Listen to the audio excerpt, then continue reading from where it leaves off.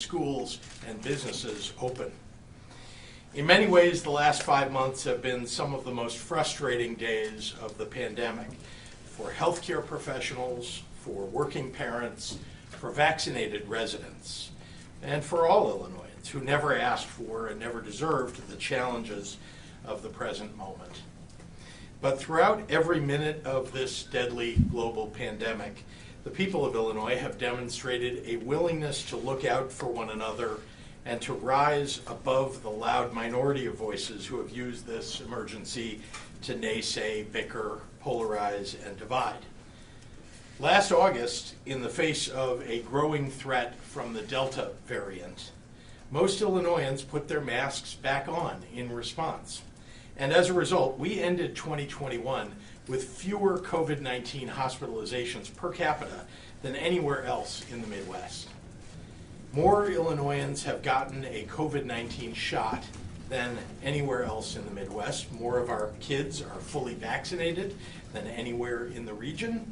Nearly 80% of our eligible seniors are boosted. Vaccines work. Masks work. Throughout this pandemic, we've deployed the tools available to us as needed. We've used masks more when infections are raging and hospitals are stretched thin.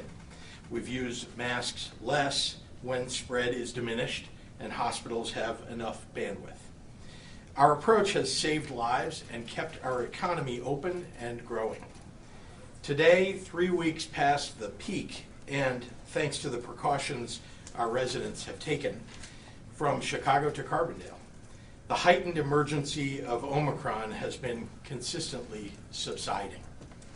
We are now seeing the fastest rate of decline in our COVID-19 hospitalization metrics since the pandemic began.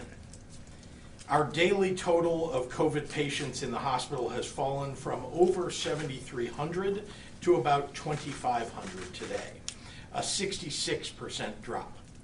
The daily total of COVID patients requiring ICU care has also seen a 63% drop. We now have 20% of our ICU beds available statewide, up from a low of just under 8% only 4 weeks ago. Vaccines work. Masks work.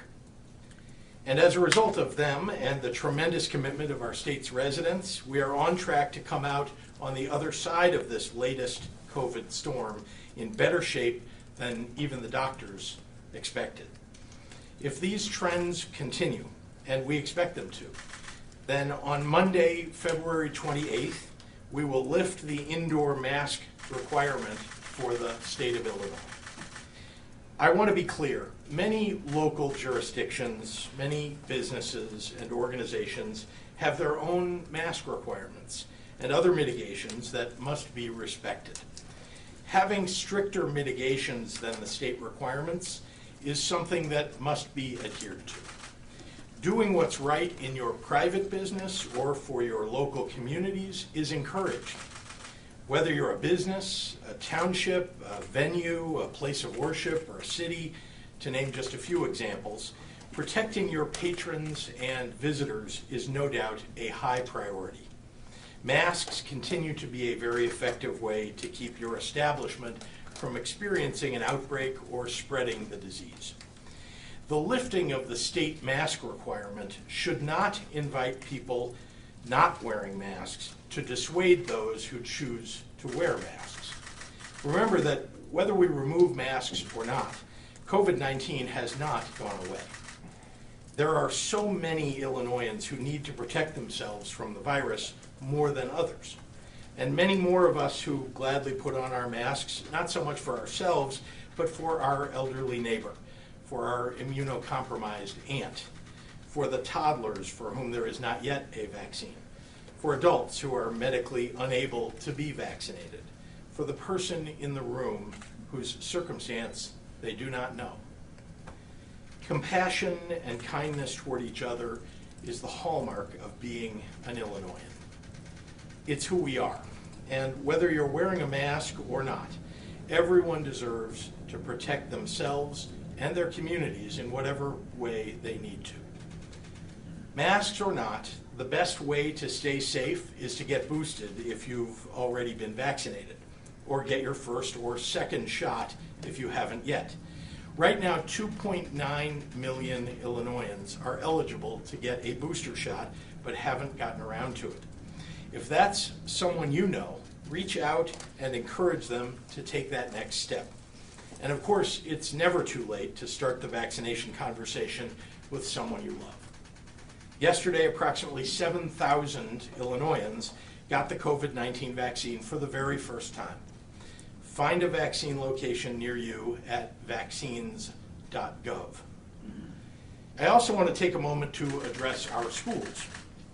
In-person learning in a healthy environment is what's best for our children. School outbreaks impact hundreds, even thousands of people across a community. And there are a whole lot more infections when districts are maskless. Schools are unlike most other environments. There are far lower vaccination rates for school-age children than adults, higher exposure to on a daily basis to younger children who aren't yet vaccine eligible, and more difficulty maintaining distance in hallways and gyms and classrooms. The equation for schools just looks different right now than it does for the general population. Schools need a little more time for community infection rates to drop, for our youngest learners to become vaccine eligible, and for more parents to get their kids vaccinated.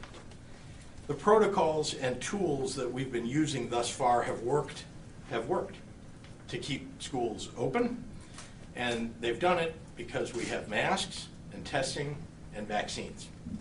Remember that our goal is to maintain a healthy in-person learning environment for kids, teachers, and staff, and to protect all parents and grandparents who interact with our schools, and to avoid adaptive pauses and remote learning. Schools are open and should remain open. Protecting everyone in a school community, their education and their health, is our highest priority. In the coming weeks, it's my hope and expectation that we will continue making progress to a place where we can remove school masking requirements and keep kids in schools. So I want to thank you, and now I'd like to turn it over to our stellar state's top doctor. That's Dr. Ngozi Ezike. Doctor. Thank you. Good afternoon and happy Wednesday. As we all know, we are now into year 3 with COVID, and it has been a roller coaster ride that no one asked to get on. But through all of your efforts, we have reached a point where we can take another step towards getting back to life before the pandemic. While masks will no longer be required in most indoor locations beginning Monday, February 28th, I want to be clear that they are still highly recommended.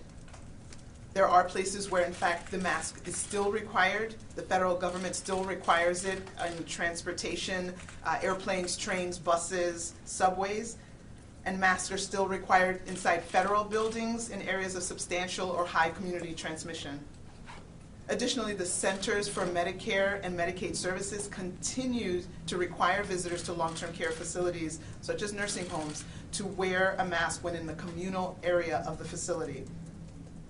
Masks offer a layer of protection, and for people who have an underlying condition or who are around people who do have that condition, or for those who are around children who are too young to be vaccinated, you absolutely may choose to continue wearing a mask. Similarly, if you find yourself in a crowded indoor setting, a mask will continue to help protect you. We will continue to recommend masks. As we move forward in a world where we will coexist with COVID, there are tools, there are masks that will help protect us and help prevent our healthcare system from being overwhelmed. Of course, we have an even stronger tool than the mask, and that's our vaccinations, including the boosters. And that is our very best tool for preventing severe illness, and we will continue to encourage people to stay up to date on their vaccines. We are still seeing, of all the people in the hospital with COVID, that 89% are unvaccinated. Another tool that we have include the therapeutics. We have oral antivirals, we have the monoclonal antibodies, and these medicines, which have come from the federal government, are absolutely in limited supplies, but people who test positive and are at severe risk of illness should talk with their healthcare provider as soon as possible about using these possible treatments. Our future, our new normal, if you will, is going to look different. And yes, we may see additional surges, there may still be additional variants, but there are still things that we can do to help reduce our risk. One example that we need to continue talking about is improving indoor air quality. Schools, workplaces, businesses, any indoor location should look at what upgrades can be made to their ventilation systems to reduce the infectious particles in the air. This might even apply to your home, where you can purchase maybe a portable air cleaner with a HEPA filter.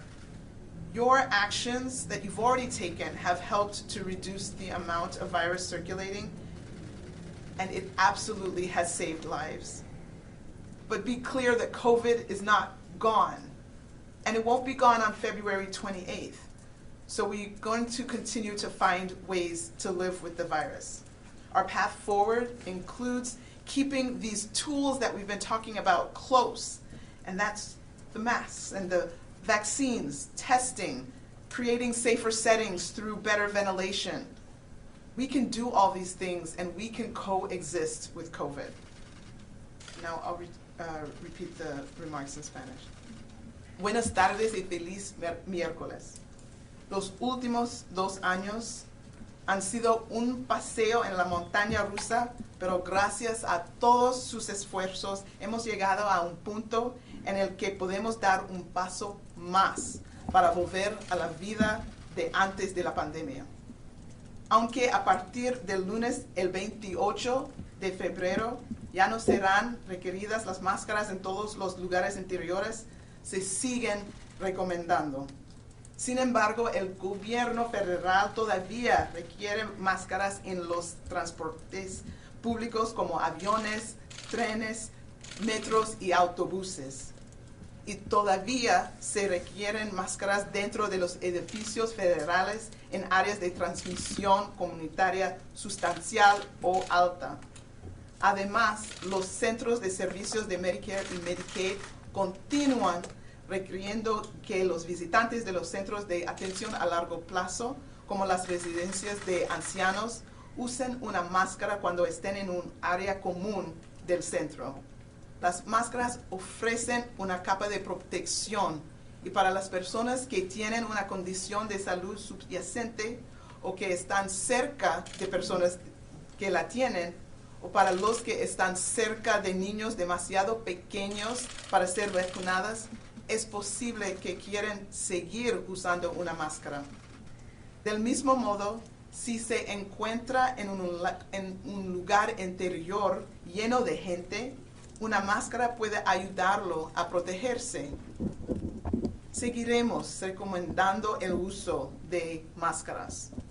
A medida que avanzamos en un mundo en el que coexistiremos con el COVID, existen herramientas como las máscaras que nos ayudarán a protegernos y a evitar que nuestro sistema de atención médica se vea abrumado. La vacunación, incluidos los refuerzos, sigue siendo nuestra mejor herramienta para prevenir enfermedades graves, y continuaremos animando a las personas a mantener al día con sus vacunas. Todavía estamos viendo alrededor del 89% de todas las hospitalizaciones por COVID-19 entre personas que no están vacunadas. Otras herramientas que tenemos para avanzar incluyen las terapias antivirales orales y anticuerpos monoclonales. Estos medicamentos del gobierno federal tienen un suministro muy limitado, en este momento, pero las personas que dan positivo y corren el riesgo de sufrir una enfermedad muy grave deben hablar con su proveedor de atención médica sobre estos posibles tratamientos. Nuestro futuro, nuestra nueva normalidad, se verá diferente y puede que veamos nuevas oleadas y variantes, pero hay cosas que podemos hacer para ayudar a reducirlas. Un ejemplo es mejorar nuestra calidad del aire interior. Las escuelas, los lugares de trabajo, las empresas o otros lugares interiores deben considerar la actualización o mejoramiento de sus sistemas de ventilación para reducir las partículas infecciosas en el aire. Esto puede aplicarse incluso a su propio caso, usando un purificador de aire con un filtro HEPA. Sus acciones han ayudado a reducir la cantidad de virus que circula, lo que realmente ha salvado vidas. Pero el COVID no se ha ido, por lo que debemos encontrar maneras de sobrevivir con el virus. Nuestro camino por seguir incluye mantener nuestras herramientas a la mano, máscaras, vacunas, pruebas y crear lugares más seguros a través de una mejor ventilación y distanciamiento. Muchas gracias para su apoyo. And with that, I will turn it over to Dr. Emily Landon.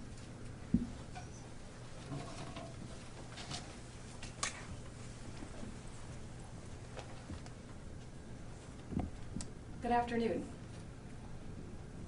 Make no mistake, Illinois, today is not the day to stop the mask mandate. And that's why it's not happening today.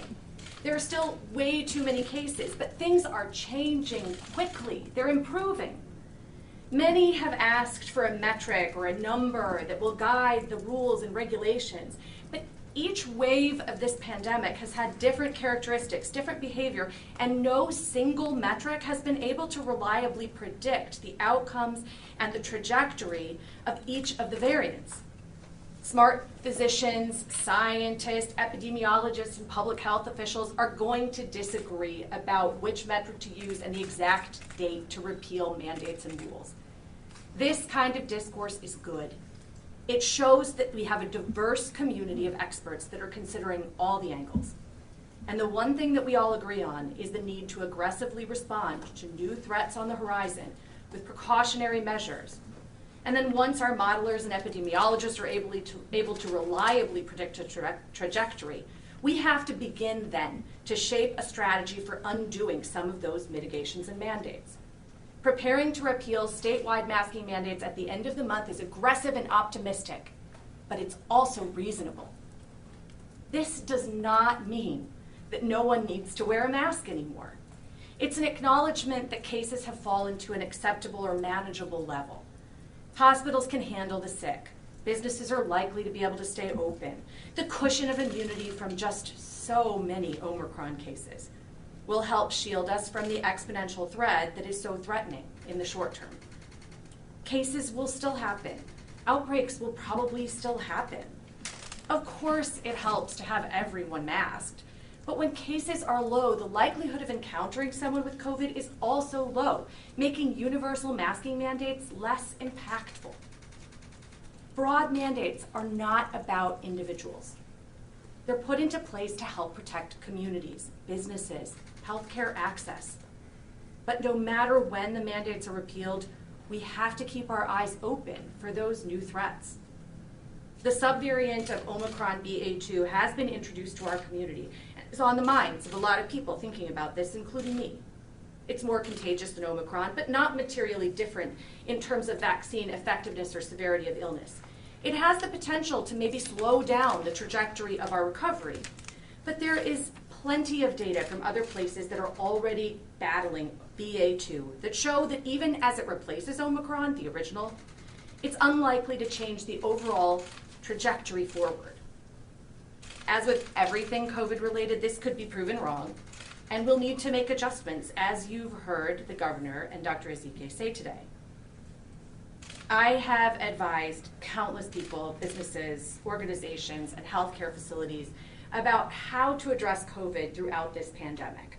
And each one has endeavored to balance protecting health of patrons and employees with their bottom line and their goals.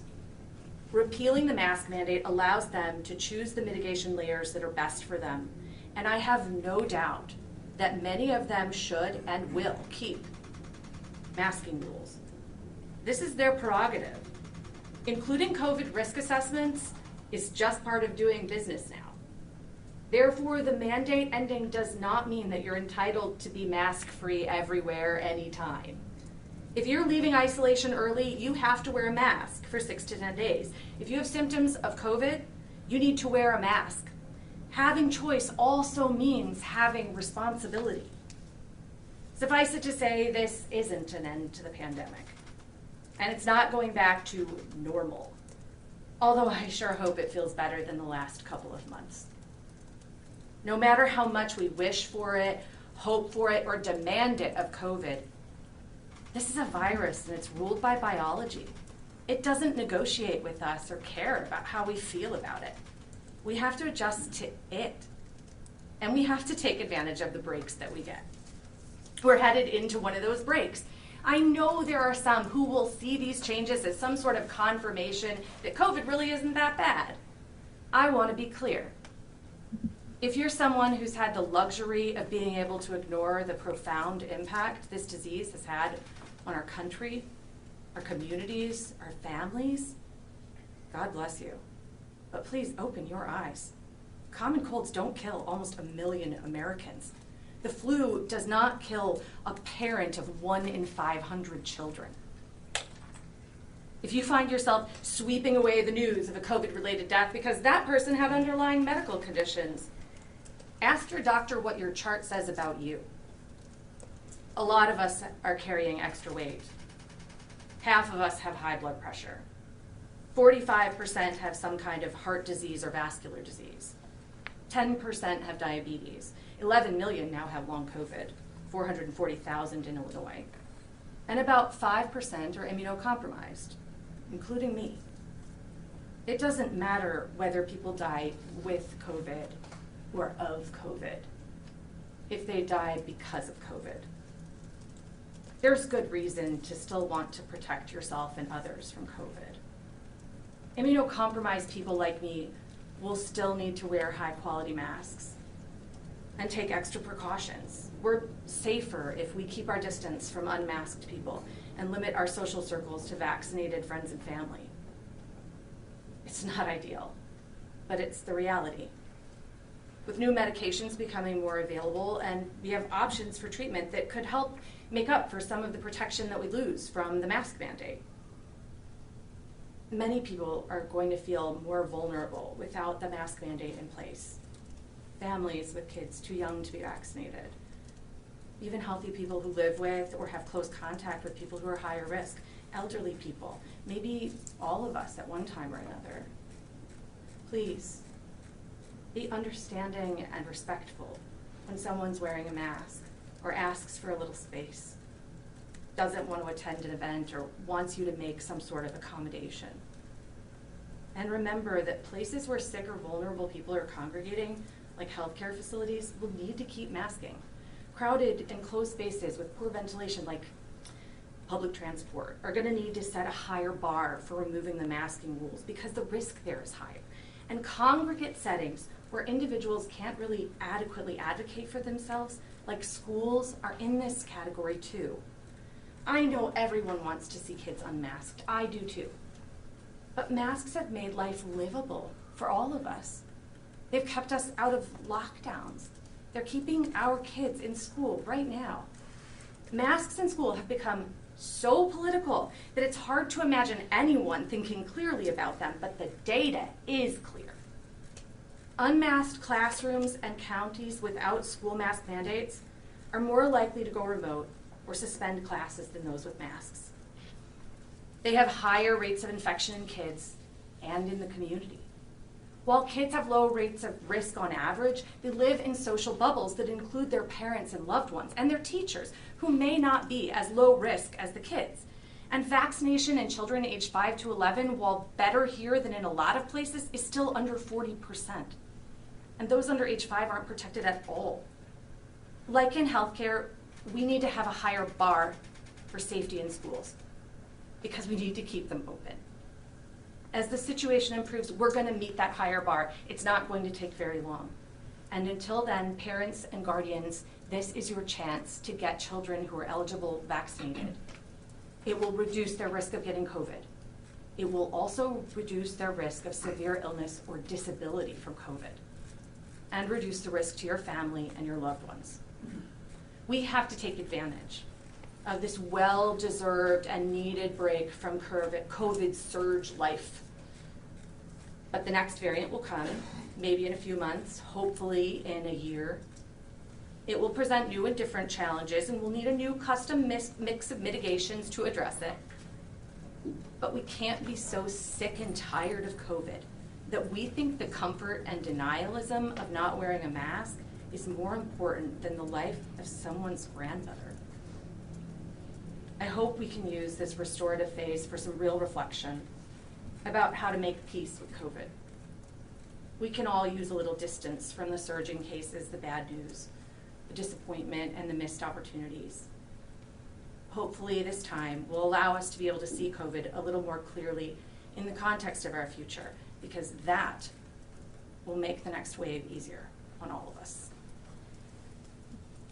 Thanks, everyone, and I'm going to turn it back to the governor to answer questions. Thank you. Thanks, Dr. Lynn. Happy to take questions. Governor, Yes. despite all that's been said just now, and I'm not going to surprise you, there are people who are still questioning this decision and say, is it really about the science or is it about your reelection?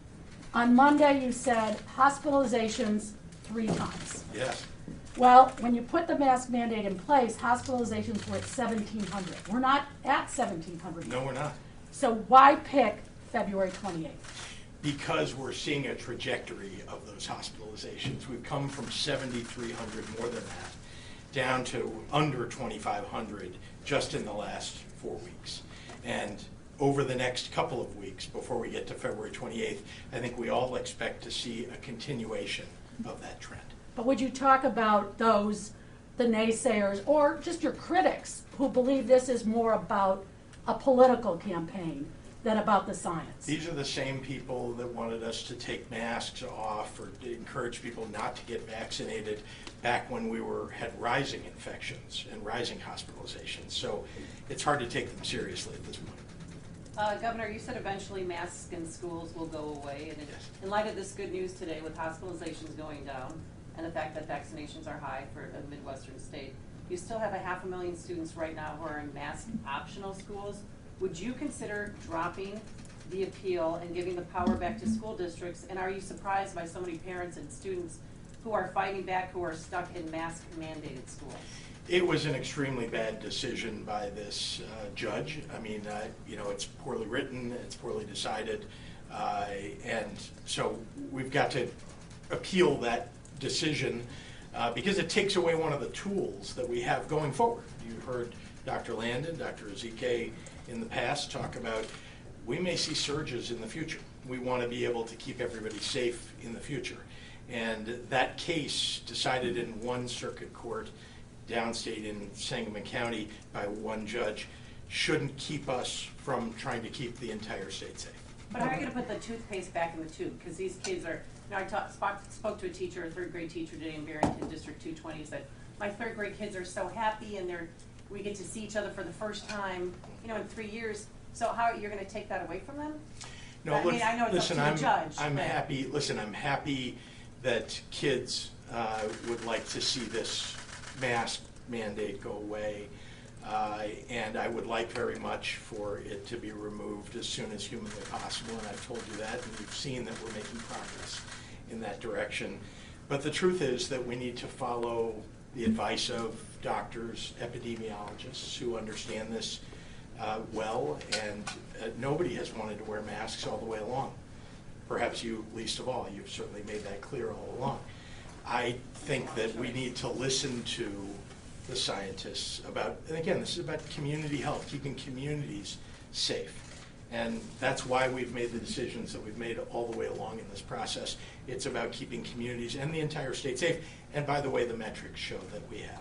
Governor, I noticed when you made the announcement, you said if this trend continues, sounds like you're leaving the door open for the possibility of not removing the mask mandate. Sorry, I couldn't tell who was asking the question because of the Right. mask. Yeah, thank you.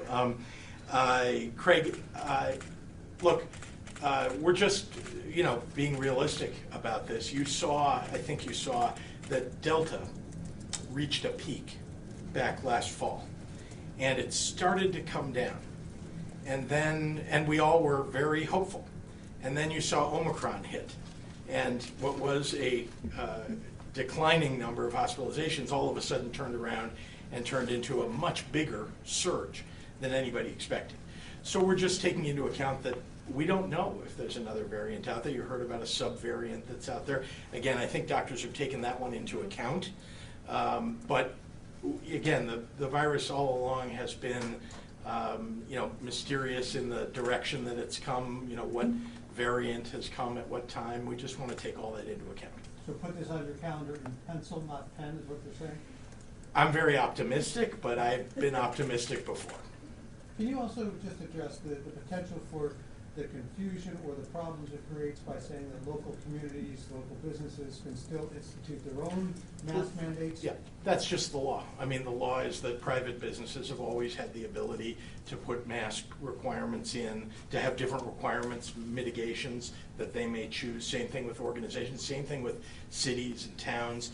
They can always do something that's more stringent than what the state has required. Governor, there's going to be those who are going to say. Can I just take a question over here? Sure, Sorry, sure. so everybody gets. Sure, to sir. Dr. J.B, please. Yeah, sure. Sorry. Doctor, you said that the end of the mask mandates is a step toward getting life back to before the pandemic, but you also said that we're learning to live with the virus, if I heard you correctly. These seem to be a bit in conflict. Can you talk about these two kind of phenomenon in conversation with one another, how we're taking these two steps at the same time? Sure. So in 2019, before we knew who COVID was, we weren't wearing masks. So February 28th, if things continue in the direction that they have, we will go back to these public indoor spaces where there won't be a mask. So that looks like 2019. But does that mean that COVID is gone? No. So that there's a BC before COVID and after COVID. And so we're going to be in a point where we might have some people who are not wearing their masks, but that does not mean that COVID is not there. So there's definitely those two things happening at the same time. I have a question too, Governor.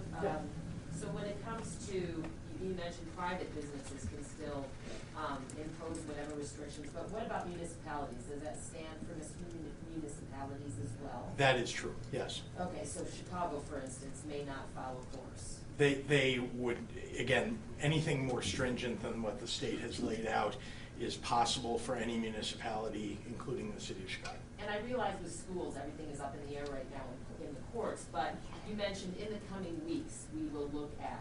So what does coming weeks mean? Are we talking literally weeks or months? And I know Dr. Landon said everyone wants specific metrics, but yes, I'm asking what specific metrics might you be looking at when it comes to schools? If you don't mind, I'm going to ask Dr. Landon to come up, but I'll just say we really mean weeks. That's our belief at the moment. And again, it's, as somebody pointed out, it's with the hope that we don't see any reversal or a new variant. But it is our intention and our hope that that will be weeks. But Governor, Dr. Landon, can you just clarify on that, Governor, real quick? Because we're talking weeks, that could be the same time as the indoor mask mandate, if we're talking the end of February. Well, I think our theory here is that because of the unusual environment schools are and present, that it would be longer than February 28th, but still within weeks. But if you wouldn't mind answering the previous question. Yeah, I'll just say that metrics are really tough for COVID. And it's great to have one simple metric. CDC recommends a combination metric of sort of the number of cases and then the positivity rate. Now, both of those together are very useful. A lot of places have decided to go with those, but there are some arguments against it. That isn't really necessarily how sick people are, because that doesn't include hospitalizations. And that now that there's a lot of home tests, it may not be a good idea to choose just case rates. that the percent positivity could be influenced by how many people are being tested for asymptomatic for pre-procedure testing. There's a ton of minutia that goes into each of these things. So you have to kind of look at the trajectory of things, and you have to think about all those metrics together. When it comes to schools, I am not a pediatrician, but I will say that I think that it's probably reasonable. The guidance from the CDC is to really stick to those less than substantial transmission before you consider having anybody be unmasked in schools. I think you can be a little bit aggressive when you're talking about whole statewide mandates because you can be more granular by letting people make their own decisions. But when it comes to schools, that can spill over into communities and it can spill over into elderly people in hospitals pretty quickly. So it's kind of important to be a little bit more careful, plus kids are vulnerable and should be a little bit more protected. So I know it's difficult to understand, but I think it's going to be a combination of case rates, the hospitalizations need to be continuing to decrease, the BA2 needs to not really slow down the trajectory, we need to know that kids are not likely to spread it in schools and make schools be remote. We don't want nobody wants kids to be back in remote learning. I think that's the main goal here is no one's going to turn it. Everyone's going to look at metrics that are going to help keep kids in school. Dr. Langdon, you had mentioned a study, and what study is it, where you found that unmasked kids Yeah, at school there's a number. was There's more of a community spread than kids that were masked at school? Yeah. Did that take place in Illinois? No, that's a state. There's some state data out of Minnesota. There's also there's a whole page on the CDC's website about masking in schools and why it's important. And it shows that in communities where there are not mask mandates, that there's more cases in kids, more cases in the community, and schools are more likely to end up going remote or having to be hybrid or doing these adaptive pauses. And I don't think anybody wants that for schools. And so it's important to be a little bit more careful, in my opinion, but it's their decision. Governor, are you considering lifting the vaccine and testing mandates imposed through executive order, or are those along for the long haul? Well, it depends on what you're talking about specifically, but I'll just say that for the moment that we want to make sure that we have teachers getting vaccinated and people getting tested who are in schools. We've provided more and more testing, made it available to schools. We want them to have it available even when the mask mandate comes off, because there will be certainly moments when having testing allows you to a lot more freedom and not to have to go back to masks.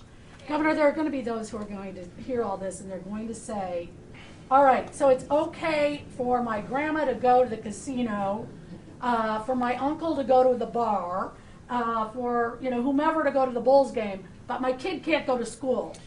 There's still going to be... So remember the difference between that. We have kids going to school for 6 to 8 hours, 5 days a week, week after week after week. That's very different than someone going to a bar even for 2 hours or going to a ball game. And so I would just say, look, I'm sure that everybody's going to point to some particular circumstance that happens on one day or even a couple days in a row. But the reality is schools are quite unusual. Thousands of people often are interacting with a school, certainly hundreds if not thousands, in a single day and every day. And that's very different. And so we're trying to take that into account while also moving toward removing mask mandate if we can, and I believe we will. Governor, could you? This young lady back here. So sorry. if What's your all name? Casey with Casey. Box 32, if all goes accordingly and the statewide mandate is lifted on February 28th, should residents be prepared though that it may be reinstated in the coming months after that? Well, I don't think that you need to be with some heightened preparedness for any given day. I mean, I think we can all see the numbers. They do get published often in your publications, what direction these things are going. And certainly we're going to be alerting you when we see signs that things are going the wrong direction. I do think that people are going to need to to keep a mask with them, even if they're not wearing it, because as was pointed out, there are rules, federal rules, about getting onto mass transit, for example. Even if you don't want to wear a mask when you're walking around in your town, your city, when you get on the bus, you're going to need to put on the mask, and so you're going to have it with you. So depending on how numbers are, the 28th doesn't necessarily mark the end of the statewide mandate. It could potentially be reinstated. No, it's the end of the statewide mask mandate, but as we've all said, if things get very bad, I think we've seen this before, with the onslaught of Delta and then Omicron. Boy, masks really helped us to keep infection rates, transmission rates down. So there may become a time in the future when that happens. You may remember that last summer, in May, in the spring, we announced that on June 11th, I think, that we would move into phase 5, that people could take their masks off, and they did. And we were, about 3 months where people weren't wearing masks, and I think all of us very hopeful that we might be able to never put masks back on, right? But as we saw, things started to rise, and it was a good thing that in Illinois we were maybe ahead of others to say, okay, everybody, heightened alert, time to put masks back on. And yeah, there may come a time in the future when we need to do that. Governor, up until this point, your administration has really followed CDC guidelines very closely. Under the current guidelines, transmission is still considered high in all of Illinois. I guess why the decision to be more aggressive than the CDC at this point? So 2 things just to remind you that there was I've been in office for 3 years. The CDC was under different management just a year plus ago. So not always, we've had to sometimes fight the CDC. But in this case, we're following the numbers that the CDC is putting out and recognizing that we're not there yet, and that's why February 28th is a goal. It's not today. We're announcing it today, so people will know, businesses will know, when that date is coming. Our trajectory looks like we're going to be somewhere close to maybe where we were last summer, or at least in May when we were making the decision back last May. And my expectation is that, we'll continue to watch what the CDC and listen to what the CDC is saying. But we do think, and I think, again, collectively, and I've talked to other epidemiologists not in the room and people who are infection control specialists, people really do feel that the trajectory here is one that we're going to be able to hold on to. Governor Pritzker, are you doing this on the 28th because the State of the Union with President Biden is going to be delivered the following day, March 1st? How often do you talk, though, to other governors, especially other Democratic governors who've made similar decisions this week? Well, I talk to governors all the time about this, and I haven't talked to a specific governor in one of the states that announced it this week, anytime in the last week or so. But we, look, all of us are challenged in our states, slightly different circumstances in each state. I think you saw that, I think the Northeast got hit with Omicron before we did, and then it seems like almost like a cloud moving, east to west. It seemed like it, came to the Midwest and it alleviated in the East before it alleviated in the Midwest. So, it's hard to say that, talking to one or another governor is going to tell you a timing question. It's more, the advice that we seek from one another, governors, is how did you handle this type of circumstance when it came up? I remember, for example, that I called the governor of New York a couple of months ago. This is the current governor of New York, when she put in place a limitation on elective surgeries. You may recall that. And other states were not doing that. And so I was, she announced it. There really wasn't a great explanation in the news. So I called her to say, can you just tell me what's going on in your state? And she gave me some advice about what was happening in her state, not relevant to our state at the time. So not something that we needed to do. Do one more. Yes, sir. What kind of data are we looking forward to getting epidemiologically once the masks come up? I mean, I imagine states that never had mask mandates, we're getting data from that. But as far as, maybe this is a question for Dr. Ezike, what, about case transmission rates, et cetera, what's there to learn from this kind of experiment, scientifically once it happens, I guess, for the science question, the policy question, I'm interested. I'm glad that you used the word experiment, because I think people might be uncomfortable with that. We are forming the experiment in the real time and learning from it and making decisions based on it. So when we think about any kinds of changes, you really, and that's just a general scientific principle, you don't want to try to be looking at the results of too many changes at the same time, because when the results occur, you're not sure which intervention can you attribute it to. So for instance, now we're taking the big step, hopefully on February 28th, to have the, the indoor mask mandate for the public spaces suspended. We need some time to make sure that we don't see some kind of unexpected result. So we don't want to take it off in all settings. We can start there and look at it and see what's the result of doing that. And then you can say, okay, we've assessed the result of that intervention. Now we can move to another intervention. Doing two things at once can confound the results and not make it clear which intervention had what result. And so really stepwise moves make sense and allow you to actually evaluate what you've done. I'm sorry, if I may just add, Doctor, I think, each time that we've had a variant, you're in a new set of, use the word experiments, but as you know, Omicron was vastly different than Alpha. And so all of a sudden, and you don't know, nobody hands you the playbook on the new variant, you have to watch it. And one of the things that happened with Omicron was, I think we all saw that it hit South Africa, hit Scotland, and UK, and we were able to see when it peaked, it came down at a rapid rate. That was informative, not necessarily what was going to happen in the United States with Omicron, because there's a subvariant. But you're trying to address these things as best you can when they come forward. And again, each one of these is a bit different. As far as Thanks, everyone. Thank you. Thank you.